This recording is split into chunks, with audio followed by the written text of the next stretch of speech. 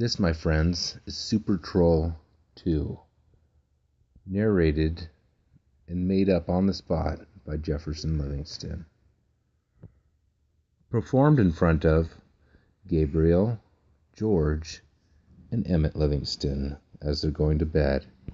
If you hear creaking, snoring, sniffling, coughing, whining, that may be the result of those beautiful little boys, ages 3, 5, and 7. Emmett's the oldest. Emmett is the oldest. Well, there is a character in this book, and he's about Emmett's age. His name was George, and I'll tell you about George. But first of all, this story starts out with a rumor. A rumor, a tale, perhaps a myth, of a troll so powerful and so amazing he could be a threat to any superpower in the world. Well, during this time, the superpower in the world were the Vikings. They went all over the world, at least the known world to them. Places like Russia, England, Scotland, Ireland, France, taking over, pillaging, destroying, and stealing from all sorts of places. Well, they were powerful, and these powerful kingdoms of the nether regions of Norway, the land of the midnight sun, were coming down, taking over these areas, claiming it as their own, and stealing anything of value. Well, their success also brought with it arrogance. They felt mighty, they felt powerful, they thought that nothing could stop them. Well, in the past, they had had battles with the trolls, and the trolls usually seemed to come out on top. So, there had been truces in the past, where the Vikings and the trolls did not fight one with another, but they lived in relative peace, primarily because they stayed away from each other. The trolls in the mountains, the Vikings in the fjords where they had their boats and their farms. You see, they were also farmers, but they were warriors as well. Well, there were echoes in the canyons and in the fjords of a new troll. In fact, he was being called Super Troll. So powerful and so strong that he could move a mountain, that he could destroy whole forests with a single sneeze, that he could fly, and that he single-handedly could destroy a whole Viking village, nay, a whole Viking army. Well, these rumors soon spread beyond the realm of the trolls. They made their way to the Viking ears. And when the Vikings heard this, you might think that they were afraid. No, Vikings didn't seem to fear death. They felt that death in battle would bring them to Valhalla. They would be there with the gods. Death was just an honor to be had in battle. Well, the Vikings kind of overthought this a little bit. They were thinking that maybe, perhaps, and most likely, the trolls were making this story up in an attempt to scare the Vikings. Yes, the trolls from their lofty caves were looking down upon the greatness of these Viking warriors in great fear. So thought the Vikings. That they saw how powerful these Vikings had become and figured they were next. That the Vikings would soon break the truce, go to these mountains, go to these caves, and take over, conquer, and destroy the trolls. Well, to help stop this, they started rumors, so thought the Vikings, that the trolls had this super troll who was going to protect them from the evils of the Vikings. Well, they knew this was a bluff. They knew that they were only trying to scare them, which in turn gave them even more courage and more arrogance thinking that they could more easily, with their newfound riches, power, and might, take over those trolls and kick them out of their country once and for all. You see, the trolls were known to have riches as well. And the riches of the trolls combined with the riches of the pillaging, they would definitely be the most powerful kingdom on earth. So the Vikings, they got together and they made a plan. They met, one king with another, one earl with another, coming together and talking of the truce that their fathers before them had made with the Vikings, and how this truce was no longer valid. That the threats of this so-called super troll made it invalid. That they had a good excuse to go after those trolls. In fact, the king had quite the plan. Yes, King Ragnar said, "Why don't we get these trolls? We capture them. We tie them up.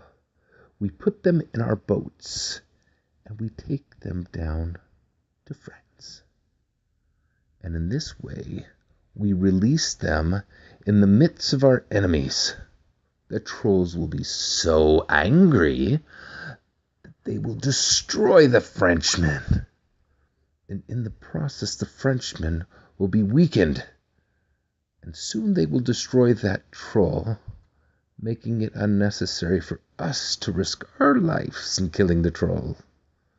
Yes, it will be like a double-edged sword against those French." The Vikings all raised their horns full of ale and said, "Skål!" They agreed they would capture the trolls one by one, tie them up, take them down to France, and use them as their greatest weapon yet. So, they made the preparations. First, they started with some of the lower-lying caves. What they did is they built, or they constructed, or weaved big, large nets, similar to those that might be used to catch fish. Although these were so big and powerful that they could perhaps catch a whale. You see, trolls were not small, so they needed something large. They got these nets ready. Then, stealing some ideas that the Frenchmen had used against the Vikings themselves, they prepared to take siege of the caves. You see, what the French had done, they had taken these clay pots, filled them with grease, oil, and flammable material. They took their launchers and catapulted them out against the ships, where they shattered, spraying this flammable material all over the ships. Then, with arrows of fire, they would shoot and burn them. Well, when the Vikings came to the walls, they did the same thing. They would drop grease upon them, boiling grease, and if that wasn't enough to burn their skin off, they then would send down flames, burning them. Well, the Vikings, they learned well. They got all the grease they could, primarily pig grease, some whale grease. And they took it and they filled these large barrels full of it. Then they went up to the caves and they began to pour this grease down into the cave entrance. You see, they knew that if they were to go into the caves themselves, that they would lose a great many men fighting, because they would be fighting in the trolls' own homes, and they would know them well and perhaps have weapons in there. But if they could chase the trolls out, then they could net them and capture them. Ragnar's plan worked. It worked perfectly. They dumped the grease into the caves, they lit it on fire, and out came screaming hordes of trolls. One by one, they put the nets over them. Then, taking ropes, they tied them up. Then, after tying them up, they took the trolls down to the ships, the base of the shores awaiting them, tied them up, secured them to the boats. They'd learned in the past, one troll per boat. You get more than one, they start rolling and moving so much they could knock a boat over. But with one, the Vikings could keep them under control with a whack of the paddle and the smash of the oar. So, one by one, the fleet of ships sank a bit lower with the weight of trolls in each one. Cave by cave, the Vikings were wreaking havoc upon the trolls. Well, it was one of the last local caves was emptied of its inhabitants. A young troll by the name of George, the age of 7, came over the hill to hear the screaming of the loved ones he once knew. He watched as the Vikings captured them with their nets, tied them up, and took them down to their boats. When he saw this, he dropped the berries he'd been gathering. Even though they were his favorite, those cloudberries, that orange, delicious fruit of the fjords. He dropped them and he started running. He ran over to Sandefjord. You see, this Sandefjord was the region where the legend of Super Troll came from. There his family resided, and George hoped that there too resided Super Troll. So he began the long journey, and on the way, any troll that he met, he warned them of what was occurring and told them, please seek the help of Super Troll and prepare yourselves for the armies of the Vikings. They are trying to destroy us. Well, in fear they all ran. Where to, George knew not, but he knew where he was heading. He was heading to the Sandefjord cave, where there he would find the family of Super Troll. It was a difficult run. It took all day and all night.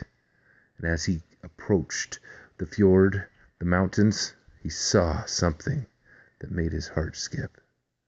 Down below him, in the waters of the fjord, were the Viking ships. With their excellent sailing capabilities, the Vikings had made their way to this fjord faster than he could, running over the mountains, even though he was fast. George hung his head. There, nearby, was a stream. He drank from it, slowing down the flow of the water with his mighty thirst. After wiping his face, he continued his run, hopping over small trees and dashing over stones and boulders. He made his way up to where he knew the face of the cave was. When he got there, he yelled down into the cave, Super Troll! Super Troll! Careful not to be too loud and gain the attention of the Vikings. Super Troll listened, but didn't want to be heard from outside the cave. As he listened, all he heard was the echo of his own voice. Looking down at the floor of the cave, he noticed something that broke his heart. There were the footprints, too small to be a troll's, and too evil to be anything but a Viking's. They'd been here already. They must have captured Super Troll's family. And could they have captured Super Troll himself? He'd never seen this Super Troll, but those trolls who told him of his might and legend were not the type to lie. He looked, and he wondered, where could he be? Super Troll! Then he heard a whoosh right by his ear, in fact, nicking and taking a few hairs off of it, flew an arrow, sticking into the tree nearby. Trolls were not known to use arrows, but definitely Vikings were. In fact, it was a crossbow they stole from the French. They were coming after him, too. He could see them with their nets. He ran up the hill. He was faster than those Vikings. They were good on the water, but he was better on land. Running up the hill, not looking back, he dove through and around trees, boulders, and streams. Then there it was, the waterfall. He knew that behind this waterfall was another cave. He went there and hid. From below the falls, he could see out, but they could not see in. Noticing the Vikings approach, he held his mouth quietly. They passed by, not seeing him. They continued up the mountain. He needed to get help soon. He snuck back out from underneath the waterfall and started down the mountain. Well, there was a place called Prekestolen, the Preacher's Rock.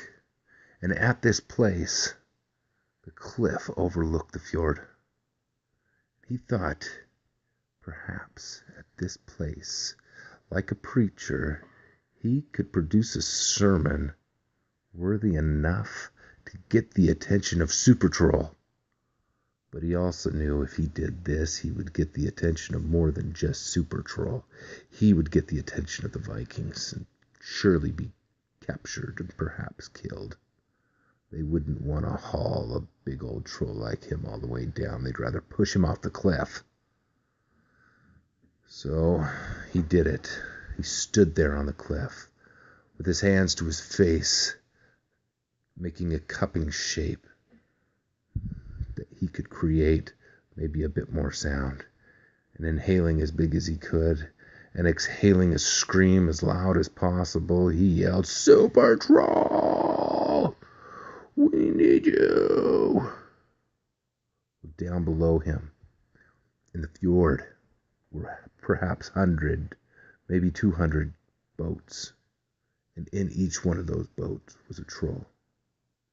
Well, each one of those trolls heard the scream of young George, and it brought hope to their hearts. And rhythmically, the young George yelled, "Super Troll! Super Troll!" And there in the boats, also joining him, was every troll saying the same thing, and with their feet banging on the ships. "Super Troll! Super Troll! Super Troll! Super Troll!" Well, it seemed that he was too late. He had been captured. The net was covering him now. It was getting tighter. Then he heard the Vikings talking. "What shall we do with this troll? It will be difficult to bring him all the way down. I am already so tired from chasing him." "Oh, I have an idea," said the other Viking. "We shall see how well he flies. We shall push him off the side and see what kind of splash he makes in the water. If he survives, maybe we will let him go. Or, maybe his super troll will save him." So they brought him to the side of the cliff. But while all this happened, there was still the rhythmic chanting of "Super Troll! Super Troll!" And the trolls laying on their backs in the boats could see there far in the distance what was about to happen. Oh, their hearts were breaking. They knew that George had given his all to save them. And with a kick and a shove, there he came, floating down from that high Prekestolen, that cliff. Oh, he fell. And as he fell, it seemed to make a loud sound.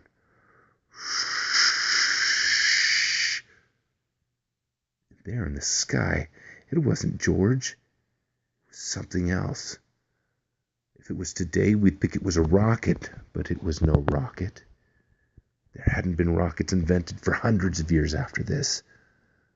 It was faster than a shooting arrow, more powerful than a bolt of lightning, stronger than Thor's hammer. It was Super Troll, flying through the sky. He came down, catching George just before striking the ground below. Oh, George was happy. The smile on his face was so big it seemed to crack the ropes that bound him. Together, he and Super Troll landed on the ground. "Thank you, Super Troll. I knew you were real." Super Troll looked down at him and smiled and rubbed his head.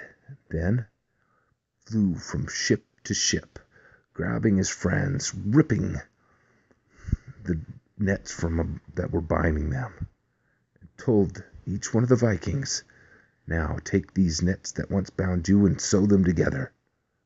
But don't ask why, just start doing it. I need a bag, the biggest bag you can make."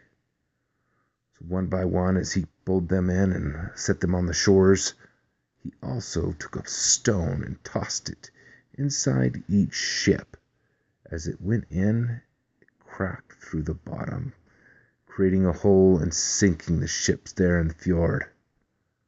Oh, this was a devastating blow to the Vikings.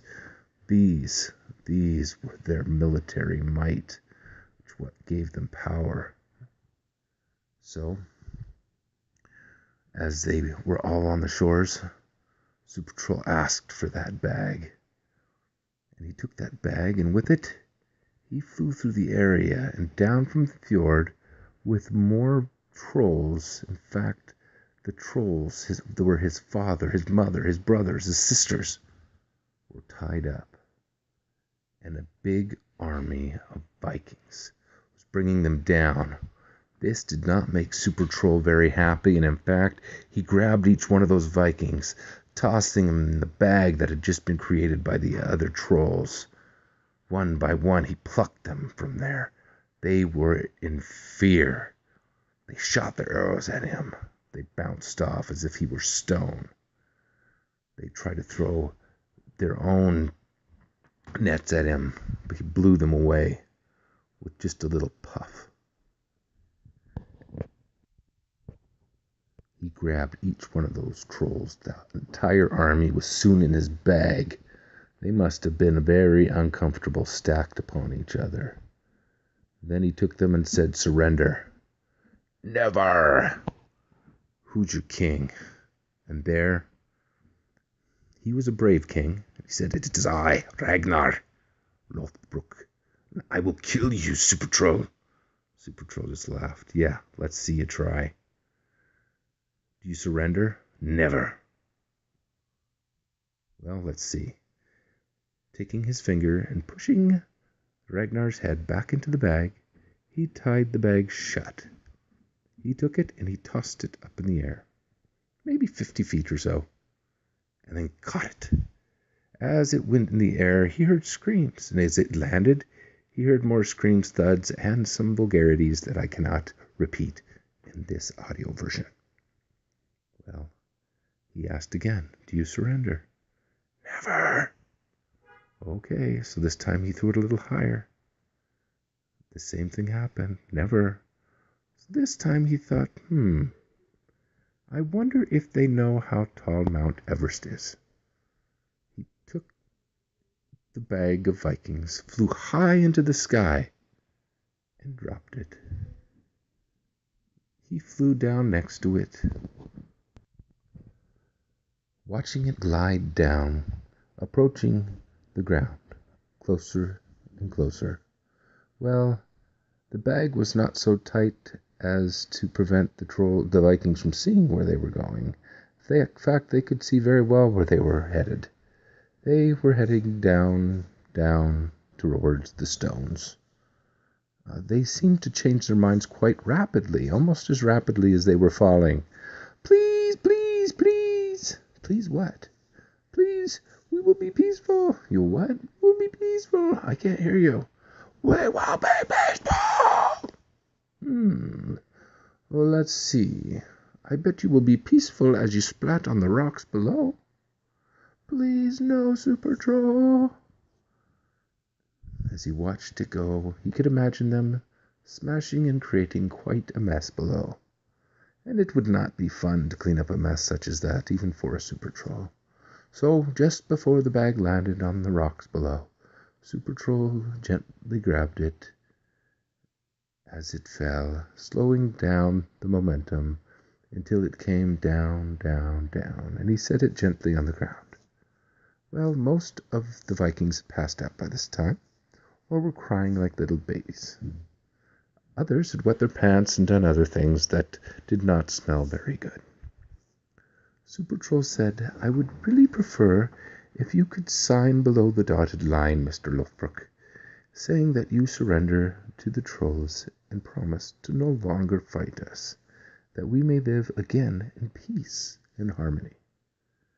Well, Mr. Lothbrok could not write, read, or do much of things that may be learned in a classroom.